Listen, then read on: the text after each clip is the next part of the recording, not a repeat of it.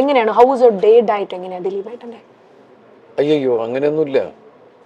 അയ്യോ ഒന്നുമില്ല, ഇങ്ങനെ അല്ലാതെ ഇങ്ങനെ മെയിൻറ്റെയിൻ ചെയ്യാൻ പറ്റും. അത് നമ്മളിങ്ങനെ വളരെ കൂളായിരിക്കുമ്പോൾ ഒരുപാട് പ്രശ്നങ്ങൾ നമ്മളിലേക്ക് വന്നു കയറുമ്പോൾ അതിൽ നിന്നുണ്ടാവുന്ന ഒരു പ്രക്രിയയുടെ ഫലമായിട്ടൊക്കെയാണ് ഇങ്ങനെ.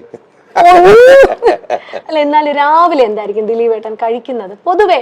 ഇപ്പൊ വീട്ടിലുള്ള ഒരു ദിവസം ഞാൻ സാധാരണ പോലെ പുട്ട്, കടല, അല്ലെങ്കിൽ ഇഡ്ഡലി, ദോശ, ആവിയിലൊക്കെ കുക്ക് ചെയ്തത് കൂടുതലും നമ്മള് എല്ലാവരും പറഞ്ഞില്ലേ. പിന്നെ അതുപോലെ ചില ദിവസങ്ങൾ പഴങ്കഞ്ഞൊക്കെ എടുത്ത് കുടിക്കും.